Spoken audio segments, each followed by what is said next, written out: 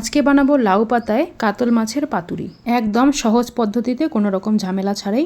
এইভাবে যদি একবার কাতল মাছের পাতুরি বানিয়ে খাও তাহলে এর স্বাদ মুখে লেগে থাকবে। তো এখানে আমি একটা বড় পাত্রে কিছুটা জল হালকা গরম করে নিয়েছি। এখন 3-4টা লাউ পাতা ভালোভাবে ধুয়ে গরম জলে ডুবিয়ে 10 মিনিটের জন্য রেখে দেবো।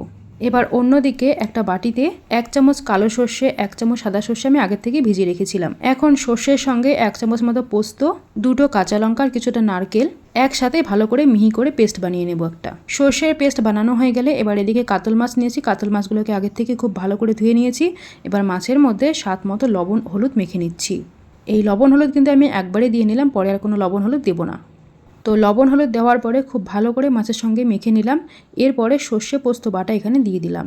আমি এখানে যতটা সর্ষে পোস্ত বাটা করেছি ততটা কিন্তু লাগবে না, একটুখানি বেঁচে গিয়েছে। এবার সর্ষে পোস্ত দেওয়ার পরে মাছের সঙ্গে খুব ভালো করে মাখিয়ে নিতে হবে।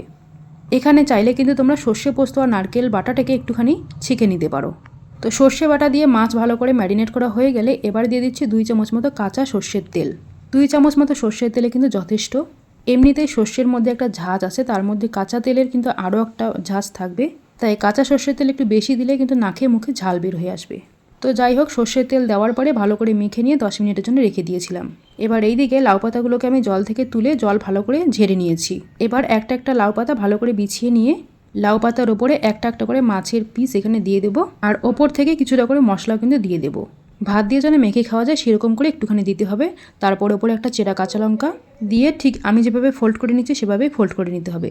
তবে ফোল্ডটা কিন্তু খুব সাবধানে করতে হবে। আমি এখানে ফোল্ড করার সময় একটুখানি ফুটো হয়ে গেছে, তাই ওপর থেকে আরও একটা লাউ পাতা দিয়ে খুব ভালো করে মুড়িয়ে নিয়ে এরপর সুতো দিয়ে ভালো করে বেঁধে নিতে হবে, যাতে করে ভাজার সময় বের হয়ে না আসে। তো দেখো, দেখতেই পাচ্ছ যেরকম করে আমি বেঁধে নিচ্ছি ঠিক সেভাবেই বেঁধে নিতে হবে। যে এই সুতোগুলো দিয়ে আমরা কাপড় সেলাই করে সেই সুতোগুলো দিয়ে বেঁধে নিলে কিন্তু হয়ে যাবে। তো এই রকম সেমভাবে সবগুলোকে আমি তৈরি করে নিলাম। তৈরি করা হয়ে গেলে এখানে আমি একটা মাটির পাত্র বসিয়ে নিয়েছি, মাটির তাওয়া।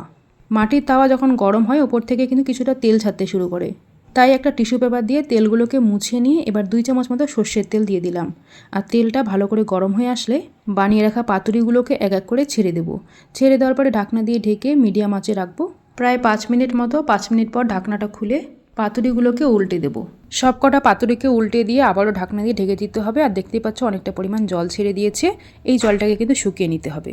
তো আবারও কিন্তু 5 মিনিট পর ঢাকনাটা তুলে নিলাম, আর অনেকটা পরিমাণ জল টেনে নিয়েছে, অল্প একটু জল আছে নিচে। তো সেটাকে কিন্তু শুকিয়ে নিতে হবে, আর পাতুরিগুলোকে খুব ভালো করে ভাজা ভাজা করে নিতে হবে। জল বের হলে কিন্তু ভয় পাওয়ার কোনো কারণ নেই। গ্যাসের আঁচটাকে হাইতে রেখে জলটাকে শুকিয়ে নিতে হবে, আর জল বের হলে মাছটা খুব ভালোভাবে সেদ্ধ হয়ে যাবে। তো পাতুরিগুলোকে আমি ভালোভাবে ভেজে নামিয়ে নিয়েছি। লাউ পাতায় মোড়ানো কাতলা মাছের এই পাতুরি গরম ভাতের সঙ্গে খেতে লাগে একদম দুর্দান্ত। কলা পাতায় পাতুরি করলে কলা পাতাটা তো খাওয়া যায় না, তবে লাউ পাতা দিয়ে করলে লাউ পাতার সঙ্গে মেখে মেখে খাওয়ার কিন্তু মজাটাই আলাদা। তোমাদেরকে অবশ্যই বলবো, যদি লাউ পাতা দিয়ে এখনো পর্যন্ত বাড়িতে পাতুরি বানিয়ে না খেয়ে থাকো তাহলে অবশ্যই একবার বাড়িতে এইভাবে বানিয়ে দেখবে। কাতল বা রুই যে কোনো মাছ দিয়ে কিন্তু এই পাতুরিটা করে ফেলতে পারবে। আর এখন একটা তোমাদেরকে খুলে দেখাচ্ছি, দেখো ভিতর থেকে দেখতে কতটা সুন্দর লাগছে। পাতুরি খুলে নিয়ে আমি ওপর থেকে আরো একটু কাঁচা সর্ষের তেল ছড়িয়ে দিলাম, একদম অল্প করে, খুব বেশি না, খাওয়ার সময় কিন্তু মুখে পড়লে ভালো লাগবে। এবারে একটুখানি লাউ পাতা, মাছ, সর্ষে আর কাঁচা লঙ্কা দিয়ে ভাত মেখে খাওয়ার সে যে কি মজা, একবার মুখে দিতেই মনে হবে যেন অমৃত। খেতে তো অসম্ভব টেস্টি, তার সাথে সর্ষের একটা ঝাঁঝ ঝাঁঝ ফ্লেভার, দুর্দান্ত হয় খেতে। তো যাই হোক, কেমন লাগলো তোমাদেরকে আজকের আমার রেসিপি? যদি ভালো লেগে থাকে তাহলে অবশ্যই কিন্তু লাইক, কমেন্ট, শেয়ার করে দিয়ে আমার ইউটিউব চ্যানেলটিকে সাবস্ক্রাইব করে দেবে। দেখা হচ্ছে আরও একটা নতুন ভিডিওর সঙ্গে, ততক্ষণে সবাই খুব ভালো থেকো।